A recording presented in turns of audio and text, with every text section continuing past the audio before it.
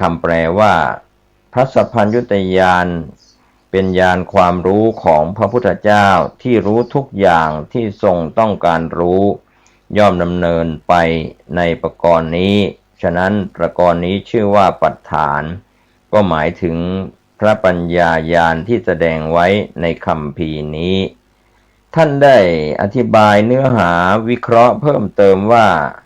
อภิธรรม7คัมภีร์มีธรรมสังคณีเหล่านี้เป็นต้นจนถึงปัฏฐานนี้ก็เป็นที่ดำเนินไปแห่งสัพพัญญุตญาณด้วยกันก็จริงแต่คัมภีร์ที่1จนถึงคัมภีร์ที่6นั้นโดยอรรถะเนื้อหาพยัญชนะตัวหนังสือความลึกซึ้งก็ดีความกว้างขวางก็ดียังไม่เป็นที่เพียงพอแก่สัพพัญญุตญาณของพระพุทธองค์ก็คือสมศักดิ์ศรีคือสมศักดิ์ศรีคำว่าพระสัพพัญญุตญาณก็เป็นปัจเจกะเฉพาะพระพุทธเจ้าเท่านั้นที่จะพิจารณาคัมภีร์ที่ละเอียดสุขุมลุ่มลึกได้ดังนั้นคัมภีร์ที่1ถึงที่6นั้นยังไม่สุขุมลุ่มลึกเท่าคัมภีร์ที่7เวลาที่สมเด็จพระบรมศาสดาทรงพิจารณาธรรมสังคณีพระรัศมีก็ยังไม่ซ่านออกมาจากพระวรกายแม้เมื่อทรงพิจารณาวิพังค์ธาตุกถาบุคคลบัญญัติจะอ่านว่าปุคละบัญญัติก็ได้หรือพิจารณากถาวัตถุอยู่รัศมีก็ยังไม่ซ่านออกมาเรียกว่าคัมภีร์ที่1ถึงคัมภีร์ที่6ทั้งนี้เพราะว่าพระพุทธองค์พิจารณาเป็นไปอย่างธรรมดาไม่มีอะไรพิเศษแต่ประการใดเกิดขึ้นในขณะนั้นแต่เมื่อพระพุทธองค์ทรงอย่างลงสู่การพิจารณาคัมภีร์ที่7ก็คือคัมภีร์ปัฏฐานพระจักรพรรณรังสีก็ซ่านออกจากพระวรกายของพระองค์ทั้งนี้เพราะคัมภีร์ปัฏฐานนั้นเป็นคัมภีร์ที่กว้างขวางมีอรรถลึกซึ้งสุขุมคัมภีรภาพกว่าทุกคัมภีร์ที่พระองค์ทรงพิจารณามาและก็เป็นคัมภีร์เดียวที่เหมาะสมต่อสัพพัญญุตญาณของพระพุทธองค์ดังนั้นความหมายปัฏฐานอีกในหนึ่งก็มีการวิเคราะห์ศัพท์ว่านานัปปการานิฐานานิปัจจยาเอถาติปัฏฐานัง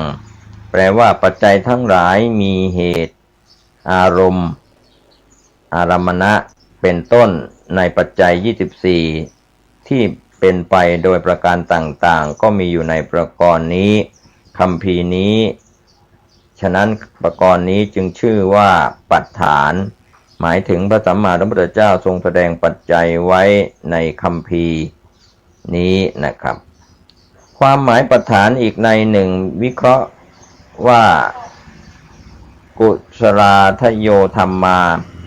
เหตุปัจจยาทิวเสนะปัตถิยันติวิพัชชิยันติเอถาติปัฏฐานังแปลว่าพระผู้มีพระภาคเจ้าได้ทรงจำแนกธรรมทั้งหลายมีกุศลเป็นต้นโดยประเภทแห่งเหตุปัจจัยในประกรณ์นี้เพราะเหตุนั้นประกรณ์นี้จึงชื่อว่าปัฏฐานก็มีความหมายดังนี้นะครับท่านผู้ฟังเป็นประกรณ์ที่เป็นเครื่องมือศึกษาที่จะนำเอาหลักธรรมในธรรมสังคณีอภิธรรมปิฎกคัมภีร์แรกมีกุศลติกะเป็นต้นเรียกว่าเรื่องของมีพูดถึงสิ่งที่เป็นความดีคือกุศลเป็นต้นนะครับมาจำแนกโดยปัจจัย24มีเหตุปัจจโยอารัมมณปัจจโยเป็นต้นจนถึงปัจจัยสุดท้ายที่24ตามลำดับก็สรุปความได้ว่าคัมภีร์ปัฏฐานนะครับท่านผู้ฟังมีเนื้อหาที่ลึกซึ้งกว้างขวางที่พระพุทธองค์ได้ตรัสรู้แจ่มแจ้งแล้วก็นำเอาหลักธรรมต่างๆมีกุศลธรรมมาเป็นต้นมาขยายอธิบายให้เข้าใจก็ใช้ปัจจัย24มาจำแนกแจกแจงเป็นธรรมที่เหมาะสมแก่การพิจารณาด้วยปัญญาญาณขององค์สมเด็จพระสัมมาสัมพุทธเจ้าธรรมหมวดอื่นนั้นไม่เหมาะสมแก่ พระปัญญาญาณเพราะไม่ลึกซึ้งเพียงพอดังนั้นคัมภีร์ปฐานจำเป็นต้องกล่าวถึงปัจจัย24อย่างหลีกเลี่ยงไม่ได้นะครับท่านผู้ฟังซึ่งเป็นหมวดสุดท้ายที่พระนำไปสวดในงานศพเมื่อพระสวดจบแล้วก็เป็นอันเสร็จพิธีไปจะรู้ความหมายก็ดีไม่รู้ความหมายก็ดีดังนั้นความสำคัญที่จะมีการแนะนำให้ท่านผู้ฟังเนี่ยหันมาสนใจศึกษาพระอภิธรรมกันค้นคว้าทำความเข้าใจถึงกระบวนการของปัจจัย24ให้ละเอียดแล้วก็ลึกซึ้งถ้าหากไม่เข้าใจ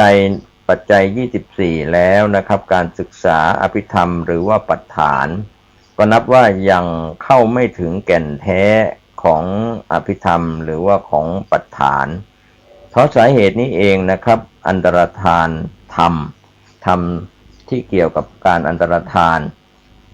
ก็จะเกิดขึ้นที่ว่าพระอภิธรรมในปัจจัย24มหาปัฏฐานนี้จะเสื่อมก่อนในอภิธรรม7คัมภีร์เราจะขยายไปตามสมควรแก่เวลาแล้วก็ปัญญาบารมีของท่านผู้ฟังนะครับก็คงจะมี2ปัจจัยก็คือเข้าใจบ้างไม่เข้าใจบ้างก็แล้วแต่พื้นฐานปัญญาบารมีของท่านผู้ฟังทั้งหญิงทั้งชายทั้งบรรพชิตอัครหัสถ์นะครับที่รับฟังอยู่ในเวลานี้ก็จะมีบุญเก่าสั่งสมด้านปัญญาบารมีมามากน้อยเพียงใดก็ว่ากันไปตามเหตุปัจจัยที่ของแต่ละคนเรียกว่าบุญญาบารมีมีไม่เท่ากันนะครับแต่ละคนแต่ละท่านจะเป็นหญิงเป็นชายเป็นเด็กเป็นผู้ใหญ่จะเป็นสัตว์เดรัจฉานหรือเป็นมนุษย์ทั้งหลายนะครับที่ไม่ใช่มนุษย์ก็มีบุญบารมีที่แตกต่างกันไปดังนั้นเราพาท่านผู้ฟังมาศึกษาปัจจัย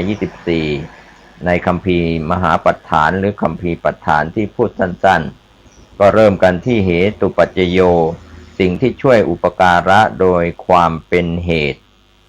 6ก็คือโลภะเหตุโทสะเหตุโมหะเหตุอโลภะเหตุไม่โลภโทสะเหตุไม่โกรธโมหะเหตุไม่หลงก็คือมีปัญญาเหตุทั้ง6เหล่านี้เป็นเหตุแห่งความดีก็มีเป็นเหตุแห่งความชั่วก็มีเราจะต้องศึกษาลงไปในรายละเอียดอีกครั้งหนึ่งส่วนอารัมมณปัจจโยสิ่งที่ช่วยอุปการะโดยความเป็นอารมณ์6ก็คือรูปารมณ์สีต่างๆสัทธารมณ์เสียงต่างๆคันธารมณ์กลิ่นต่างๆรสารมณ์รสต่างๆโผฏฐัพพารมณ์เครื่องสัมผัสกายต่างๆและก็ธรรมารมณ์อารมณ์ที่เกิดกับใจต่างๆก็รวมไปถึงพระนิพพานก็อยู่ในข้อธรรมารมณ์อธิปติปัจจโยสิ่งที่ช่วยอุปการะโดยความเป็นอธิบดีมีฉันทาธิปติเป็นใหญ่โดยความพอใจวิริยาธิปติเป็นใหญ่โดยความเพียรจิตตาธิปติเป็นใหญ่โดยจิตวิมังสาธิปติเป็นใหญ่โดยปัญญาเรียกว่าอธิบดี4ก็ได้นะครับส่วนอนันตรปัจจัยสิ่งที่ช่วยอุปการะโดยความติดต่อกันไม่มีระหว่างขั้นก็เป็นเรื่องของนามขันธ์ทั้ง4นะครับเวทนาเสวยอารมณ์สัญญาจำอารมณ์ครับสังขารขันธ์นะครับแล้วก็วิญญาณขันธ์นามขันธ์ทั้ง4นี้ก็เริ่มที่เวทนาเรียกว่านามขันธ์4เวทนาขันธ์สัญญาขันธ์สังขารขันธ์แล้วก็วิญญาณขันธ์ส่วนสมนันตระปัจจโยสิ่งที่ช่วยอุปการะโดยความติดต่อกันไม่มีระหว่างขั้นแน่นอนครับก็ไม่มีอะไรมาขั้นเราจะได้ศึกษาว่าเป็นสมนันตระปัจจโยอย่างไรอนันตระปัจจโยอย่างไรสหชาตปัจจโยสิ่งที่ช่วยอุปการะโดยความเกิดพร้อมกันของนามหรือรูปหรือของรูปหรือนามที่เป็นปัจจัยนามเป็นปัจจัยให้เกิดรูปรูปเป็นปัจจัยให้เกิดนามนะครับเราก็จะศึกษาในสหชาตปัจจโย อัญญมัญญปัจจโยสิ่งที่ช่วยอุปการะแก่กันและกันของนามรูปจะขาดจากกันไม่ได้นะครับก็จะมีรายละเอียดที่จะศึกษากันในหัวข้อเรื่องต่างๆนิสยปัจจโยสิ่งที่ช่วยอุปการะโดยความเป็นที่อาศัยเรียกว่าเป็นฐานประกอบการอื่นได้ส่วนอุปนิสยปัจจโยเป็นสิ่งที่ช่วยอุปการะโดยความเป็นที่อาศัยให้เกิดกำลังมากให้เกิดประโยชน์ได้สำเร็จปุเรชาตปัจจโยสิ่งที่ช่วยอุปการะโดยการเกิดก่อนเพื่อเป็นกำลังหนุนปัจฉาชาตปัจจโยสิ่งที่ช่วยอุปการะโดยความเกิดทีหลังปัจฉาทีหลังนะครับแล้วก็เป็นกำลังเสริมให้สิ่งหนึ่งเจริญสมบูรณ์ขึ้นอาเสวนาปัจจโยเป็นสิ่งที่ช่วยอุปการะโดยความเสพต่อเนื่องสม่ำเสมอทำให้เกิดความคล่องแคล่วมีความชำนาญกัมมปัจจโยสิ่งที่ช่วยอุปการะโดยการปรุงแต่งกายปรุงแต่งวาจาคำพูดปรุงแต่งใจคือความนึกคิดเพื่อให้กิจต่างๆนั้นสำเร็จลงวิปากปัจจโยเป็นสิ่งที่ช่วยอุปการะโดยความเป็นวิบากคือการส่งผลอาหารปัจจโยสิ่งที่ช่วยอุปการะโดยความเป็นผู้นำมาก็จะพูดถึงอาหารทั้งสี่นะครับมีกัปปริกราหารอาหารที่เป็นคำภัสสาหารมโนสัญเจตนาหารแล้วก็วิญญาณอาหารนะครับก็จะพูดคุยกันในรายละเอียดลงไปอีกอินทริยปัจจโยนั้นเป็นสิ่งที่ช่วยอุปการะโดยความเป็นใหญ่เป็นผู้ปกครองก็คืออินทรีย์22ก็จะมีรายละเอียดที่จะศึกษาในส่วนปลีกย่อยฌานปัจจโยสิ่งที่ช่วยอุปการะโดยความเป็นผู้เพ่งอารมณ์ก็เรื่องขององค์ฌาน5วิตกวิจารปีติสุขเอกคตานะครับฌานปัจจโยมรรคปัจจโยสิ่งที่ช่วยอุปการะโดยความเป็นหนทางองค์มรรค9สัมปยุตตปัจจโยสิ่งที่ช่วยอุปการะโดยความเป็นการประกอบกันคือการสัมปยุตระหว่างจิตกับเจตสิกก็จะแยกกันว่าจิตมีอย่างไรเจตสิกมีอย่างไรวิปยุตตปัจจโยสิ่งที่ช่วยอุปการะโดยความเป็นผู้ไม่ประกอบอัตถิปัจจโยสิ่งที่ช่วยอุปการะโดยความเป็นผู้ยังมีอยู่ผลก็ดำรงอยู่ได้นัตถิปัจจโยสิ่งที่ช่วยอุปการะโดยความเป็นผู้ยังไม่มีเมื่อสิ่งหนึ่งตายไปสิ่งใหม่ก็เกิดขึ้นมาแทนวิคตปัจจโยสิ่งที่ช่วยอุปการะโดยความปราศจากไปแล้วทำให้สิ่งใหม่เกิดขึ้นอวิคตปัจจโยสิ่งที่ช่วยอุปการะโดยความดำรงอยู่ไม่ปราศจากไปก็ยังอยู่จึงทำให้ผลเกิดขึ้นได้ก็บทสวดอภิธรรม7คัมภีร์ที่พระสวดในงานศพนะครับก็ถือว่า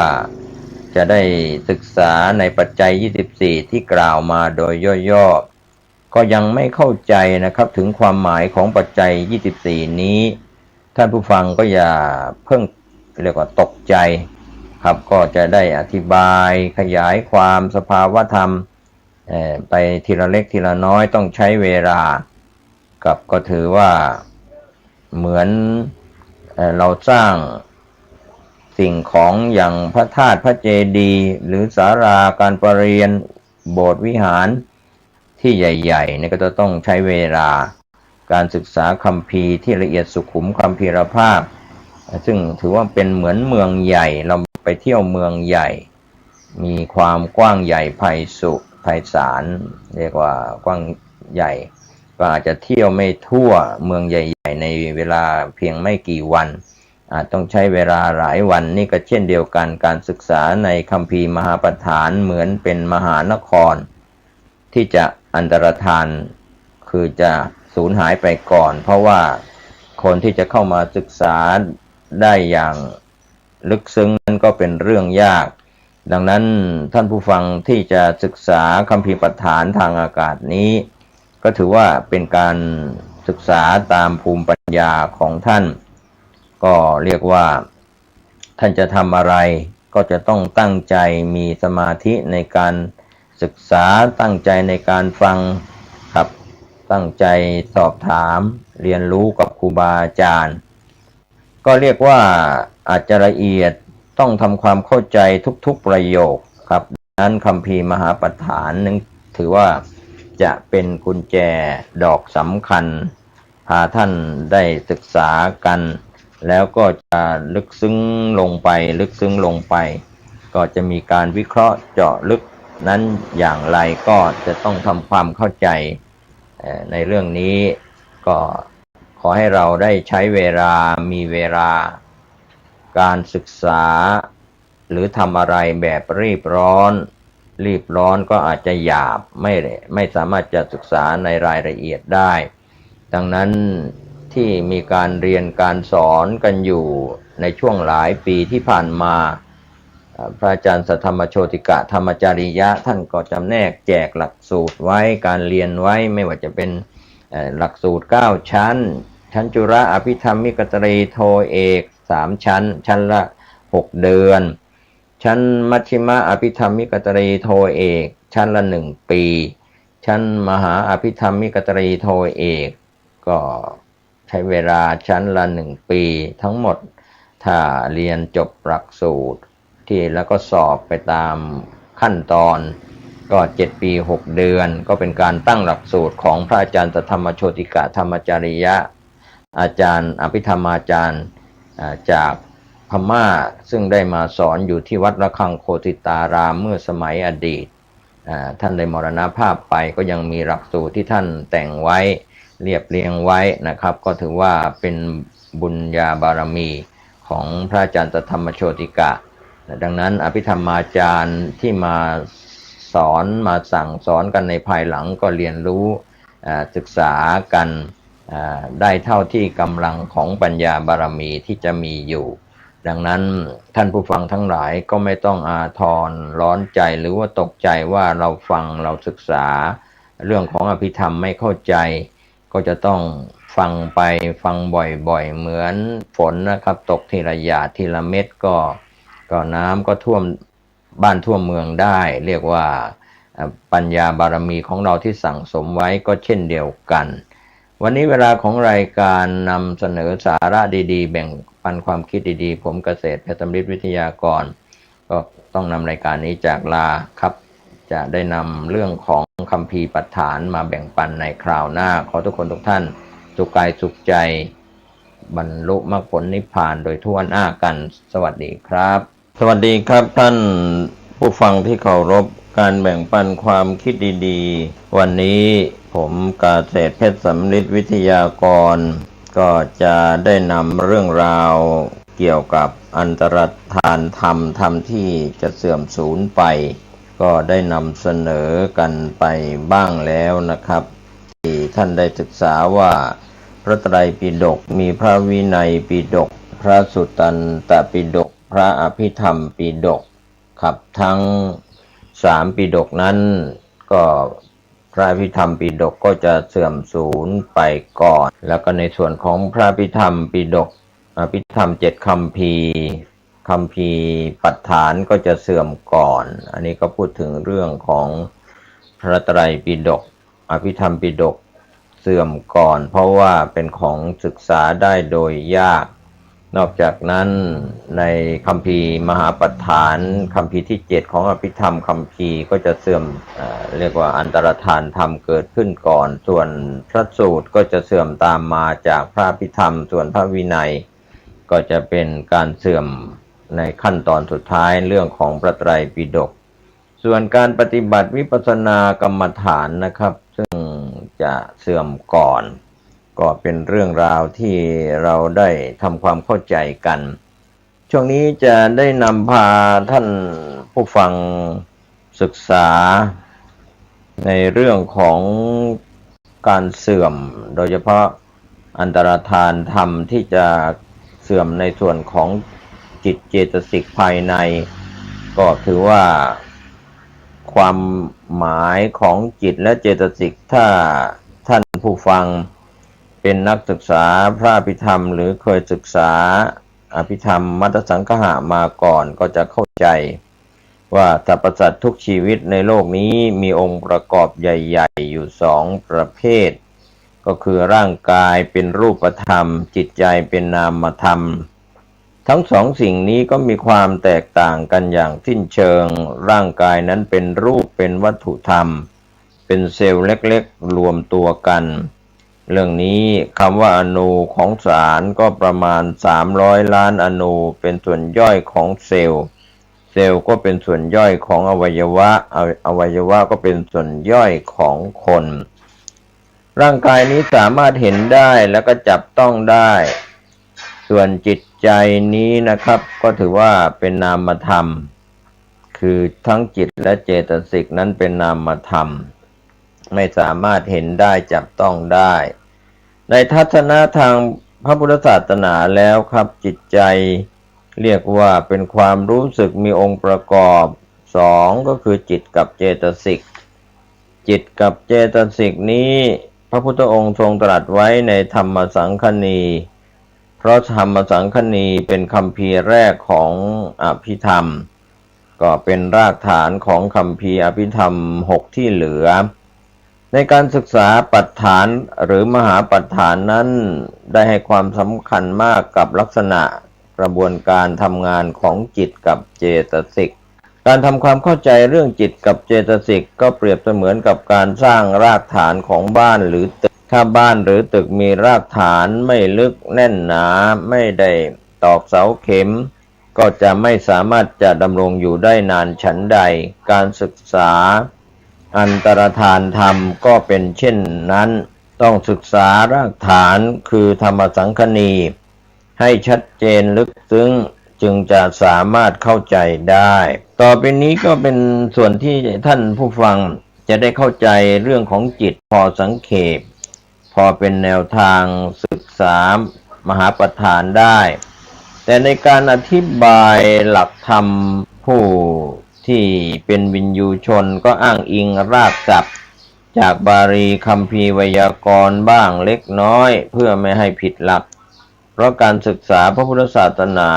ต้องอ้างอิงในพระไตรปิฎกอรรถกถาฎีกาดังนั้นคัมภีร์ไวยากรณ์ก็ยังต้องอ้างเป็นหลักหากไม่มีหลักฐานอ้างอิงต่างคนต่างแสดงความคิดเห็นก็อาจทำให้ฟั่นเฟือกลายเป็นปรัชญาหรือลัทธิไปไม่ใช่คำสอนของพระพุทธเจ้าดังนั้นท่านผู้ฟังอาจจะมีวิปลาสคลาดเคลื่อนเรียกว่าผิดเพี้ยนไปจากพุทธประสงค์ก็จะต้องรับผิดชอบในเรื่องของทางต่ำที่จะไปสู่อบายภูมิได้ดังนั้นบาลีจึงยังมีความจำเป็นที่จะต้องอธิบายหลักธรรมเพราะภาษาบาลีเปรียบเสมือนนิ้วชี้ก็จะทำให้ผู้ศึกษาดำเนินทางไปสู่เป้าหมายได้ถูกต้องและสะดวกง่ายขึ้นแต่สำหรับผู้ที่ไม่ได้ศึกษาบาลีไม่เข้าใจบาลีก็อ่านหรือว่าศึกษาภาษาไทยก็ได้จิตภาษาไทยก็อาจจะกล่าวว่าใจเป็นตัวรู้สึกที่เกิดขึ้นทางตาหูจมูกลิ้นกายและใจแต่จิตหรือใจนี้เกิดขึ้นตามลำพังเองไม่ได้นะครับท่านผู้ฟังจะต้องมีเจตสิกมาปรุงแต่งเสียก่อนจิตจึงจะคิดดีคิดชั่วได้สิ่งที่ปรุงจิตนั่นแหละเราเรียกว่าเจตสิกก็เป็นการอธิบายขยายเนื้อความปรมัตถ์สองข้อนี้คือจิตปรมัตถ์กับเจตสิกปรมัตถ์จิตถือว่าเป็นใหญ่กว่าเจตสิกเพราะเป็นที่อยู่อาศัยนิสัยคือเป็นที่อยู่อาศัยของเจตสิก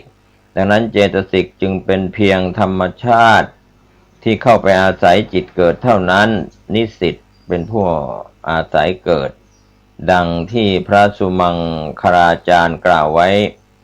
ในอภิธรรมมัทธวิภาวณีดีกาว่า เจตสินิยุตตังเจตสิกังธรรมชาติที่ประกอบกับจิตชื่อว่าเจตสิกหมายถึงเข้าไปอาศัยจิตเกิดอภิธรรมมัทธสังคโหและอภิธรรมมัทธวิภาวินีดีกาได้ขยายเนื้อความไว้ดังพระพุทธองค์ทรงตรัสไว้ในคุทธกนิกายธรรมบทศัพท์บาลีที่เราได้ยินกันอยู่เสมอว่ามโนปุพังคมาธรรมามโนเศรษฐามโนมยา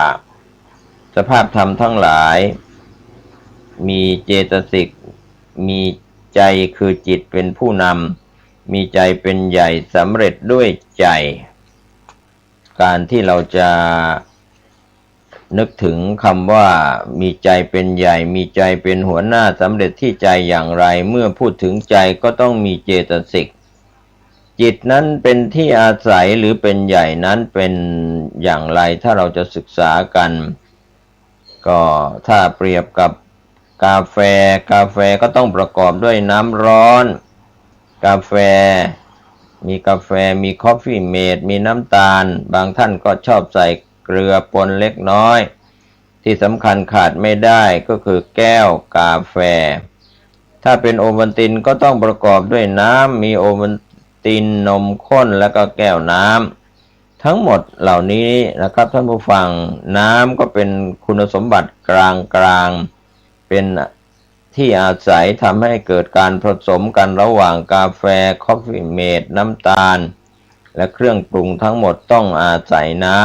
ำการผสมกันระหว่างน้ำกาแฟคอฟฟี่เมดก็ยังต้องมี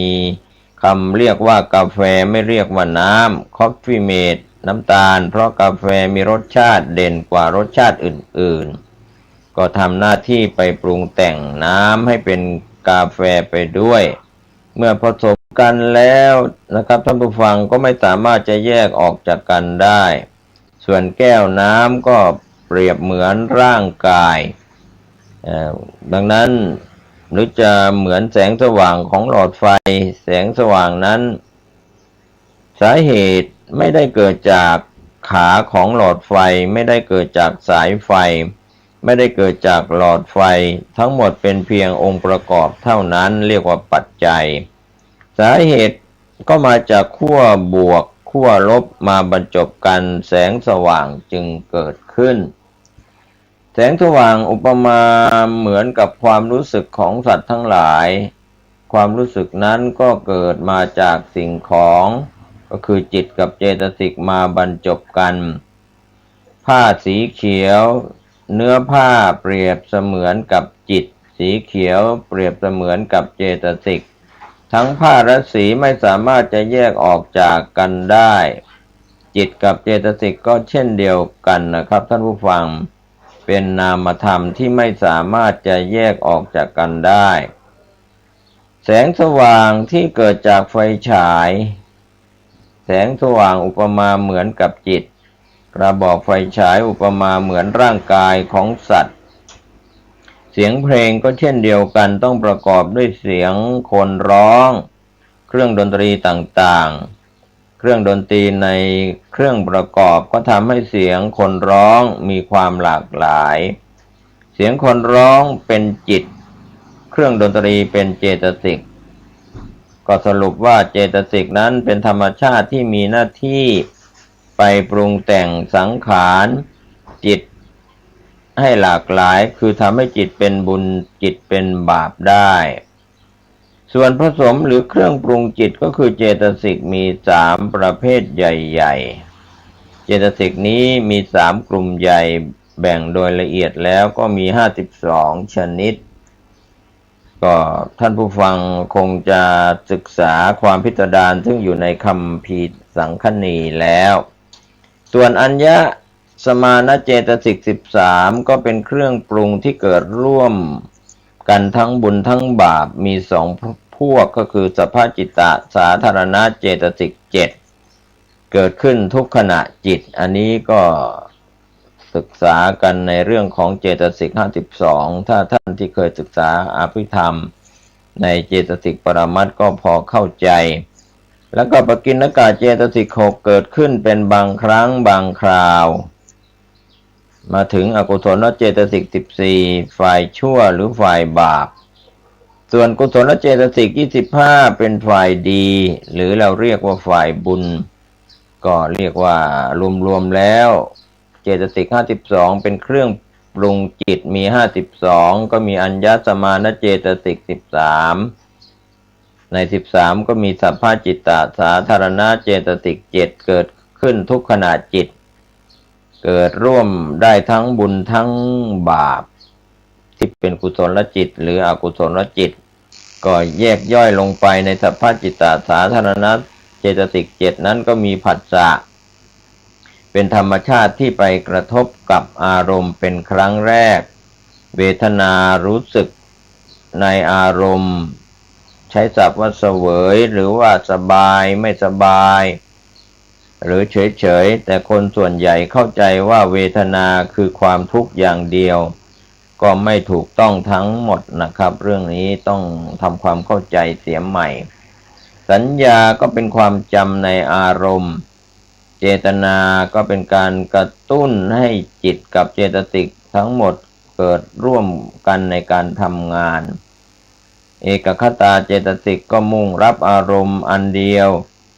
ชีวิตินทรีย์ก็ทำให้จิตกับเจตสิกที่เกิดร่วมกับตนมีชีวิตอยู่ได้มนสิการ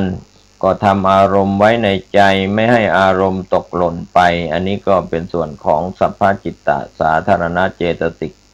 7ก็เกิดขึ้นทุกขณะจิตที่เรามีความรู้สึกนึกคิดทั้งบุญทั้งบาปทั้งที่ไม่ใช่บุญไม่ใช่บาปส่วนปกิณกะเจตสิก6นะครับท่านผู้ฟังเกิดขึ้นเป็นครั้งคราวบางครั้งก็เกิดบางครั้งก็ไม่เกิดแล้วแต่เหตุปัจจัยเกิดร่วมทั้งบุญทั้งบาปเช่นเดียวกันมีวิตกคิดในอารมณ์เป็นครั้งแรกวิจารณ์คิดในอารมณ์ต่อจากวิตกอธิโมกข์ก็เป็นการตัดสินในอารมณ์ว่าเป็นอย่างไรวิริยะการมีความเพียรพยายามในอารมณ์ปีติความปลื้มใจดีใจในอารมณ์ฉันทะความพอใจในอารมณ์นี่เราเรียกกันว่าปกิณกะเจตสิก6ก็รวมแล้วสัพพจิตตสาธารณเจตสิก7กับปกิณกะเจตสิก6ก็เป็นอัญญสมานเจตสิก13ก็เป็นฝ่ายกลางๆไม่ดีไม่ชั่วเรียกว่าเข้าได้ทั้งฝ่ายดีฝ่ายชั่วเกิดขึ้นร่วมกับอกุศลก็ได้เกิดขึ้นร่วมกับกุศลธรรมก็ได้เรียกว่าร่วมได้ทั้งฝ่ายบุญฝ่ายบาปอัญญสมานเจตสิก13ส่วนอกุศลเจตสิก14เป็นเครื่องปรุงฝ่ายชั่วฝ่ายบาปอย่างเดียวก็แบ่งเป็น5กลุ่มนะครับมีโมจตุกะเจตสิก4โรติกะเจตสิก3โทจตุกะเจตสิก4ถีทุกะเจตสิก2วิจิกิจฉาเจตสิก1นะครับศัพท์เหล่านี้เป็นภาษาธรรมในอภิธรรมแล้วก็พูดถึงเจตสิกปรมัตถ์อยู่ในขณะนี้ก็ท่านผู้ฟังที่ฟังแล้วอาจจะเข้าใจบ้างไม่เข้าใจบ้างเพราะว่าไม่มีพื้นฐานในการศึกษาพระอภิธรรมมาก่อนก็อาจจะเข้าใจในศัพท์ภาษาเหล่านี้ได้ยากก็ขอให้ท่านทนฟังแล้วก็ทำความเข้าใจเหมือนค้างคาว500ตัวฟังภาษาทยายอภิธรรม7คัมภีร์ในถ้ำก็ตกมาตายแล้วก็ได้ไปบังเกิดบนสวรรค์ทั้งที่ฟังพระอภิธรรมที่พระสวดหรือสาธยายไม่เข้าใจก็ในส่วนนี้ก็เช่นเดียวกันนะครับหลายท่านที่ฟังอยู่ในขณะนี้เข้าใจก็เป็นเรื่องดีไม่เข้าใจก็เป็นเรื่องบุญกุศลครับในส่วนของอกุศลเจตสิก14เป็นเจตสิกฝ่ายบาปก็มีเริ่มที่โมจตุกะเจตสิก4กลุ่มของโมหะความหลงมีอยู่4ก็เริ่มที่โมหะหลงก็คือไม่รู้เมื่อไม่รู้ก็คือไม่รู้ตามความเป็นจริงของอารมณ์เป็นโมหะเหตุแห่งความหลงก็ถือว่าเป็นอกุศลมูลเป็นรากเหง้าของบาปอหิริกะเจตสิก ไม่มีความละอายแก่ใจตัวเองในการที่ทำความชั่วโนตตัปปะเจตสิกไม่กลัวต่อผลบาปเหมือนกับไม่กลัวต่องูที่มีพิษอันร้ายแรงอุทธัจจะความคิดฟุ้งซ่านไปในอารมณ์ต่างๆรวมแล้วโมหะอหิริกะอโนตตัปปะอุทธัจจะก็รวมสี่อย่างนี้ก็เป็นอกุศลมูลที่สำคัญนะครับเกิดขึ้นร่วมกับอกุศลทุกครั้งคือเมื่อจิตใจมีความโลภความโกรธความหลงเกิดขึ้นนี่โมหะเจตสิกก็เข้าครอบงำอหิริกะไม่ละอายบาปก็ครอบงำอโนตตัปปะไม่เกรงกลัวบาปก็ครอบงำอุทธัจจะความฟุ้งซ่านก็เกิดขึ้น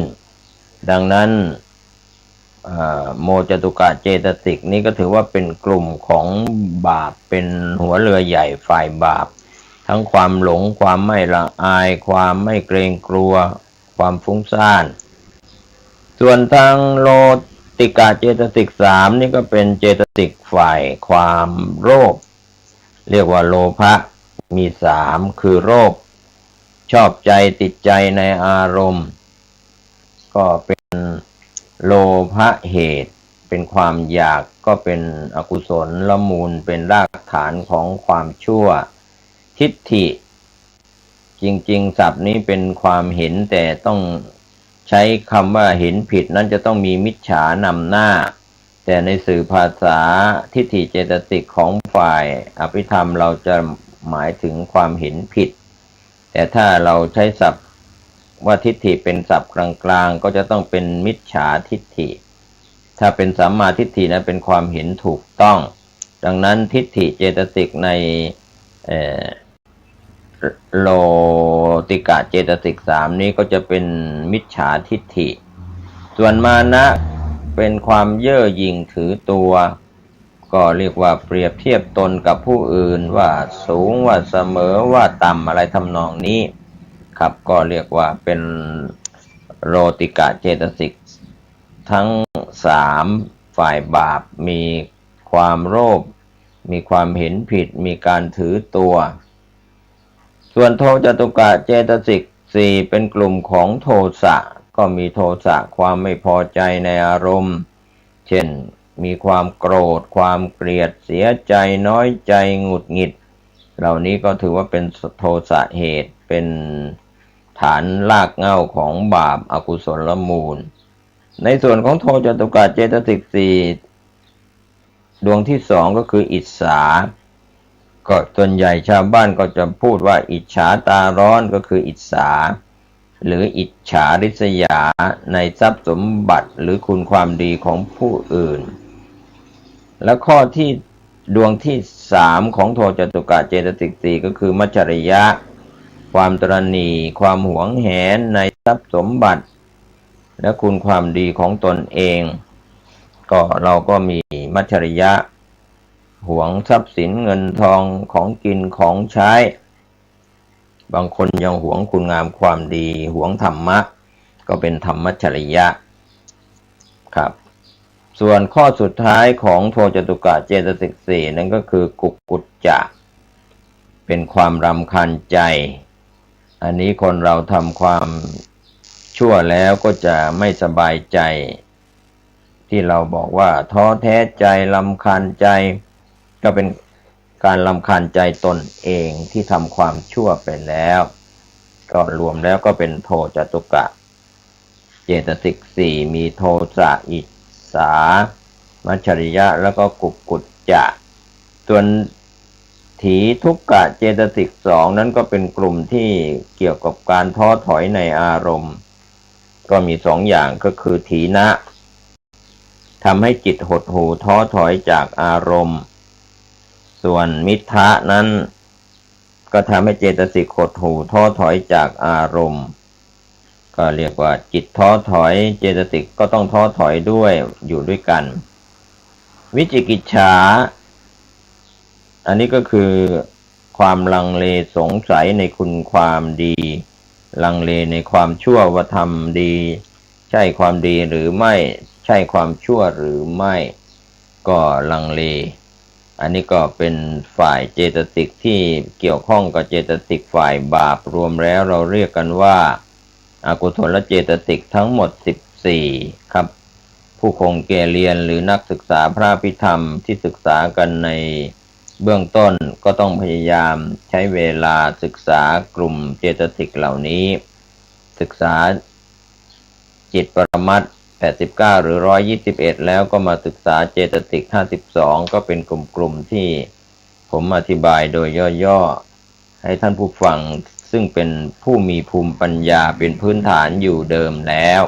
หมายถึงว่าผู้ที่มีบุญญาบารมีได้เคยศึกษาพระไตรปิฎกมาศึกษาพระพิธรรมมาในอดีตชาติก็ดีในชาตินี้ก็ดีสั่งสมมาแล้วก็จะเข้าใจได้ง่าย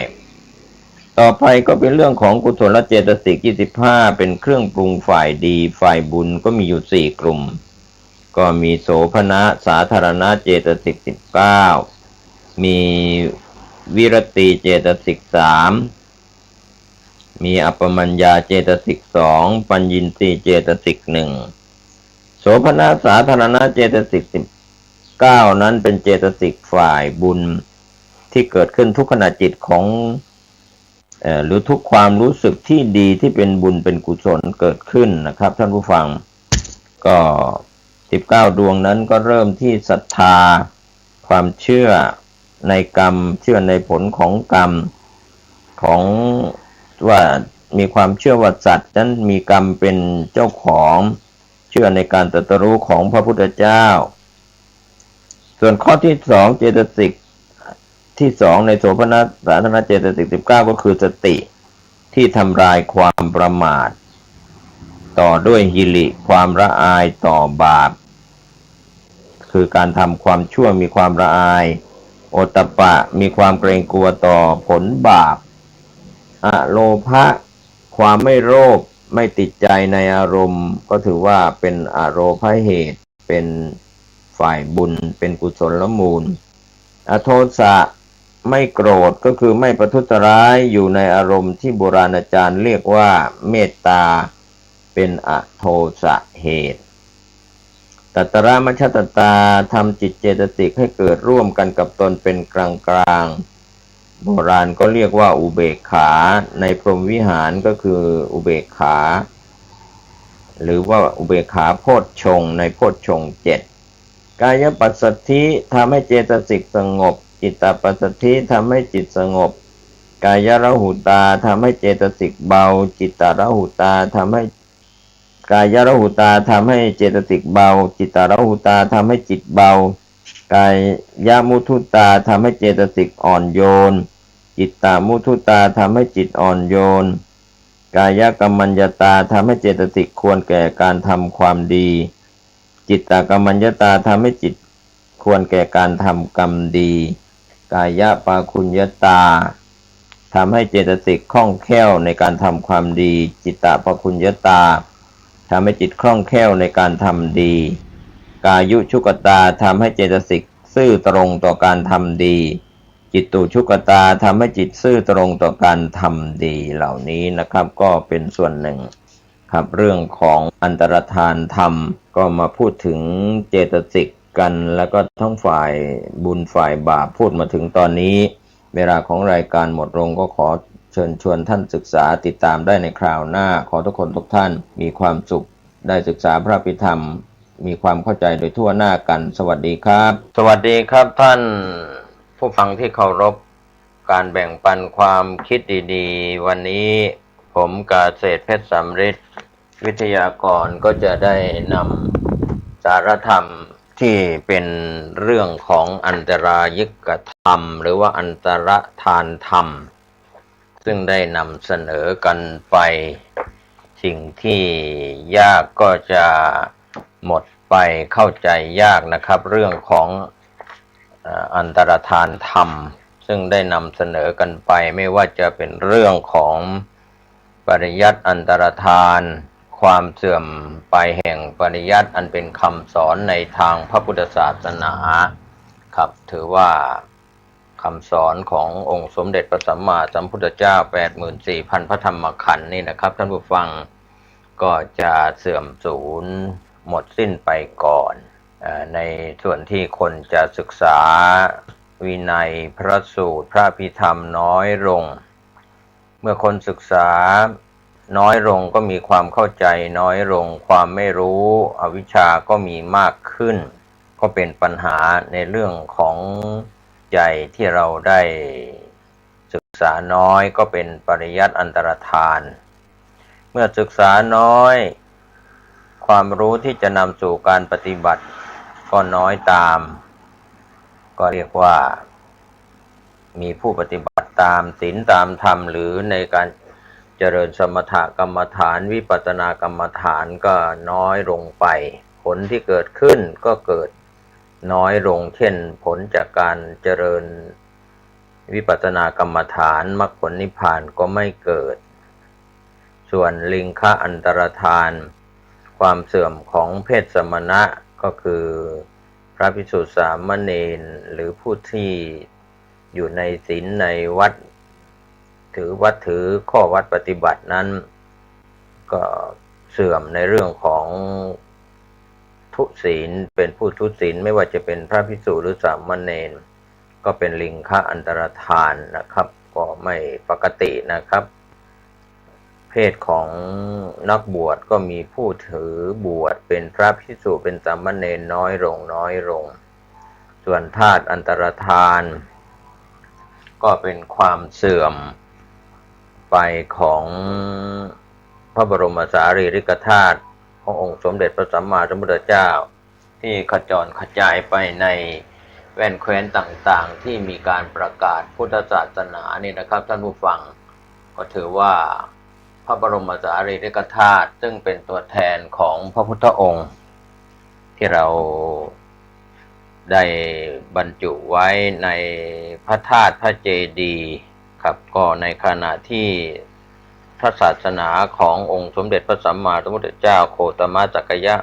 มุนีโคดมยังไม่หมดไปสิ้นไปนะครับตอนนี้ได้ 2,500 กว่าปียังไม่ครบ 5,000 ปีหรือว่าครบ 5,000 พรรษาพระบรมสารีริกธาตุของพระพุทธองค์ซึ่งกระจายไปในแดนของมนุษย์หรือชาวสวรรค์ซึ่งมีอยู่ในพระเกศ9จุฬามณีก็ดีหรือในแว่นแคว้นต่างๆของเมืองมนุษย์หรือการที่มีพระบรมสารีริกธาตุไปประดิษฐานณที่แห่งใดก็เป็นการประกาศว่ายังมีพระพุทธศาสนาความเจริญรุ่งเรืองของพระภิกษุสามเณรอุบาสกอุบาสิกาพี่น้องชาวพุทธนะครับในปัจจุบันเราก็ไม่ต้องวิตกกังวลนะครับแม้ว่าอินเดียเป็นสถานที่เป็นแหล่งกำเนิดของพระโพธิสัตว์ตรัสรู้เป็นพระสัมมาสัมพุทธเจ้าที่อินเดียพระศาสนาเจริญรุ่งเรืองในอินเดียแล้วก็เสื่อมในอินเดียขยายแว่นแคว้นออกไปยังความเจริญไปยังถิ่นประเทศต่างๆไม่ว่าจะเป็นเนปาลพม่าทิเบตจีนหรือว่าประเทศไทยเวียดนามในกลุ่มประเทศเอเชียนะครับก็มีดินแดนการประกาศเคยเป็นดินแดนประกาศพระพุทธศาสนาไม่ว่าจะเป็นอินโดนีเซียมาเลเซียหรือในประเทศญี่ปุ่นเกาหลีรัสเซียครับก็มีดินแดนของพระพุทธศาสนาที่ไปประกาศแล้วก็ในแถบยุโรปอเมริกาก็เคลื่อนย้ายไปมีอยู่จากอดีตจนถึงปัจจุบันดังนั้นที่เราได้ศึกษากันในเรื่องของอันตรธานธรรมที่เป็นอันตรายที่จะเสื่อมสูญไปของพระธรรมคำสอนก็ได้นำเสนอให้ท่านผู้ฟังได้ศึกษากันไปบ้างแล้วครับก็มาถึงเรื่องของพระไตรปิฎกก็ในส่วนของพระอภิธรรมปิฎกก็จะเสื่อมก่อนในส่วนของพระสุตตันตปิฎกพระสูตรก็จะเสื่อมตามมาแล้วก็พระวินัยปิฎกก็จะเสื่อมตามมาทีหลังส่วนเรื่องของการปฏิบัติกรรมฐาน2 อย่าง วิปัสสนากรรมฐานจะเสื่อมสูญจากโลกนี้ก่อนวิชาสมถกรรมฐานนั้นก็ดูเหมือนว่าจะเป็นของคู่โลกมีทุกยุคทุกสมัยไม่ว่าจะเป็นฤาษีชีไพรทั้งหลายที่มีฤทธิ์มีเดชสมถกรรมฐานมีอยู่ก็ยังมีเรื่องของรูปพรหมอรูปพรหมรูปฌานเกิดอรูปฌานเกิดก็เรียกว่าวิปัสสนากรรมฐานนี้จะหมดไปในยุคที่สิ้นศาสนาขององค์สมเด็จพระสัมมาสัมพุทธเจ้าก็ถือว่าเป็นอันตรธานธรรมสายการปฏิบัติวิปัสสนาแล้วก็ผลจากการปฏิบัติวิปัสสนามรรคผลนิพพานผู้ที่จะได้บรรลุมรรคผลนิพพานก็หมดไปในยุคที่ไม่มีการปฏิบัติวิปัสสนาดังนั้นที่เราได้แสดงออกหรือเราได้ฟังธรรมจักรกับปวัตตนสูตรครับซึ่งเป็นพระธรรมเทศนาการแรกโดยพุทธองค์ได้โปรดปัญจวัคคีย์ทั้งห้าก็ทำให้โกณฑัญญะได้ดวงตาเห็นธรรมเป็นองค์แรกก็ได้มีสมัญญาว่าอัญญานำหน้าอัญญารู้แล้วหนอก็คืออัญญาโกณฑัญโยอัญญาโกณฑัญญะได้รู้แล้วหนอนะครับก็เป็นส่วนสำคัญในคราวครั้งที่ผ่านมาผมนำพาท่านผู้ฟังศึกษาการอันตรธานของพระอภิธรรมก็ได้พูดถึงกุศลเจตสิกอกุศลเจตสิกอะไรต่างๆเจตสิกที่เป็นฝ่ายบาปฝ่ายบุญต่างๆก็นำเสนอให้ท่านได้ศึกษากันสำหรับผู้ที่เป็นนักศึกษาพระอภิธรรมก็พอจะเข้าใจสับแสงที่ได้พูดมาถึงนะครับไม่ว่าจะเป็นเรื่องของโสภณสาธารณเจตสิก19นะครับก็มีศรัทธาความเชื่อความเลื่อมใสเชื่อในกรรมและผลของกรรมสติที่ทำลายความประมาทก็คือมีสติหิริความละอายต่อบาปครับโอตตัปปะความเกรงกลัวต่อบาปอโรภะความไม่โลภโทสะความไม่โกรธตัตระมัชฌัตตาการมีอารมณ์วางเป็นกลางไม่ดีใจไม่เสียใจกายปัสสัทธิเจตสิกสงบจิตปัสสัทธิจิตสงบกายรหุตาเจตสิกเบาจิตรหุตาจิตเบาก็เป็นส่วนของเจตสิกฝ่ายบุญกายมุทุตาเจตสิกอ่อนโยนจิตตมุทุตาจิตอ่อนโยนก็เป็นเจตสิกฝ่ายบุญจิตตกายกรรมัญญตาเจตสิกที่ควรแก่การทำความดีจิตตกรรมัญญตาจิตที่ควรแก่การทำความดีก็เป็นเจตสิกฝ่ายบุญกายปาคุญญตาเจตสิกที่คล่องแคล่วในการทำความดีจิตตปาคุญญตาจิตที่คล่องแคล่วในการทำความดีก็เป็นเจตสิกที่เกี่ยวกับฝ่ายบุญกายุชุกตาเจตสิกที่ซื่อตรงต่อการทำความดีจิตุชุกตาการทำจิตซื่อตรงต่อการทำความดีอันนี้ก็เป็นเจตสิกที่เรียกว่าโสภณสาธารณเจตสิก19ดวงต่อจากนั้นก็เป็นส่วนของวิรติเจตสิก3เกิดขึ้นได้เมื่อพบกับเหตุการณ์ปัจจุบันเฉพาะหน้าเช่นสัมมาวาจาการแล้วก็ถูกต้องสัมมากัมมันตะการทำให้เกิดพฤติกรรมทางกายที่ดีก็คือการงานที่ปราศจากโทษสัมมาอาชีวะการทำให้เกิดการประกอบอาชีพที่สุจริตก็เรียกว่าวิรติเจตสิก3นี้เรียกว่าพูดทางปากทำการงานทางกายประกอบอาชีพล้วนแล้วแต่เป็นสุจริตก็เป็นเจตสิกฝ่ายดีนะครับวิรติเจตสิก3ส่วนอัปปมัญญาเจตสิก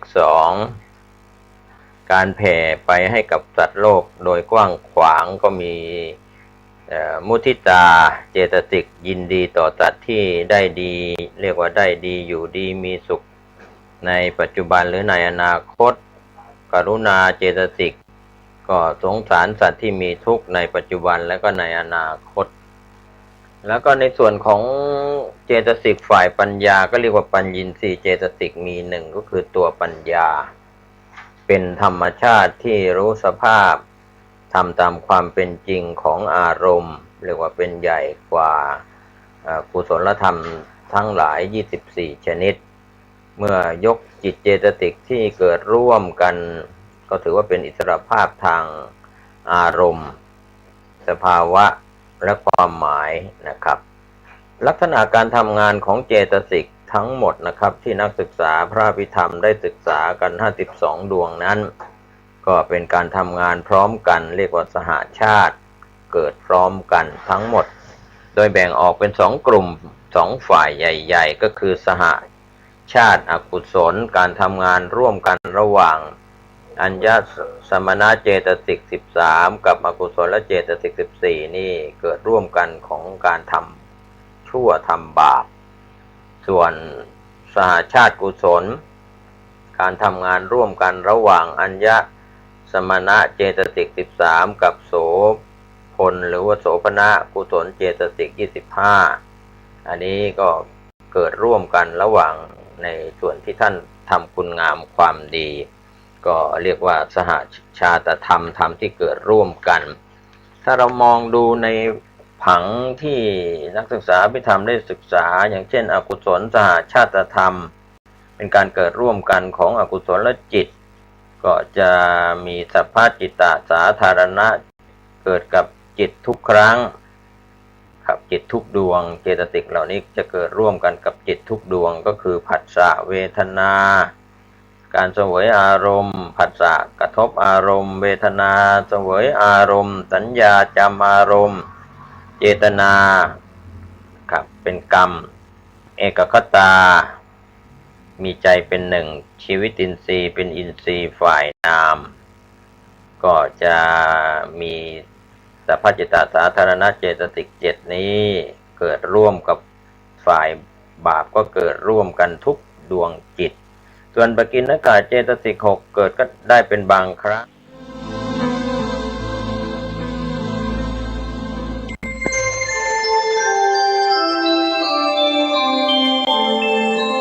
ขณะนี้ท่านกำลังฟังสถานีวิทยุกระจายเสียง FM 104.5 เมกะเฮิรตซ์